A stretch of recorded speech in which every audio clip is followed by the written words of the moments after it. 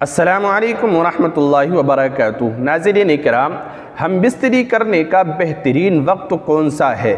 یعنی وہ کون سا وقت ہے کہ جس کے اندر بیوی سے ہم بستری کرنا زیادہ اچھا ہے، زیادہ بہتر ہے؟ دیکھیے، اس تعلق سے میں 3 باتیں آپ کے سامنے ذکر کروں گا۔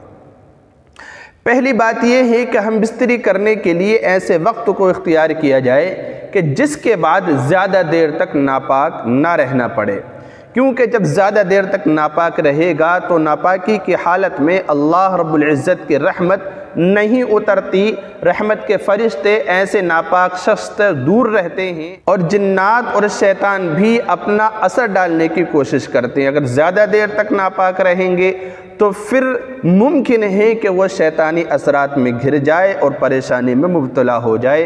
اس لیے ایسے وقت میں ہم بستری کریں کہ جس کے بعد زیادہ دیر تک ناپاک نہ رہنا پڑے۔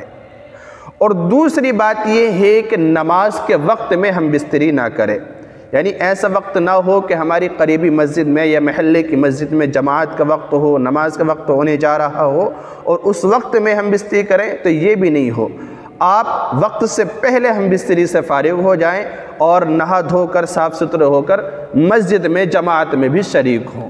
اور تیسری بات یہ ہے کہ آپ بھرے پیٹ ہم بستری نہ کریں، یعنی آپ نے ابھی کھانا کھایا ہے اور کھانے کے فوراً بعد ہم بستری نہیں کرنی چاہیے، اس سے مزید بیماریاں بڑھتی ہیں، بیماریوں میں مبتلا ہو جاتا ہے۔ اور اسی طرح بھوک کی حالت میں خالی پیٹ بھی ہم بستری نہیں کرنی چاہیے، کیونکہ اس کی وجہ سے پھر مزید کمزوری جسم کے اندر آ جاتی ہے اور انسان کمزوری کا شکار ہو جاتا ہے۔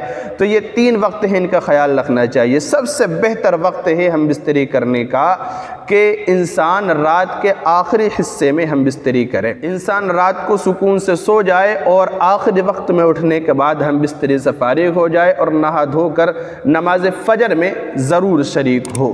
تو اس وقت کا اہتمام کریں۔ اور باقی تو یہ ہے کہ کوئی حد اور کوئی وقت، کوئی خاص دن متعین نہیں ہے۔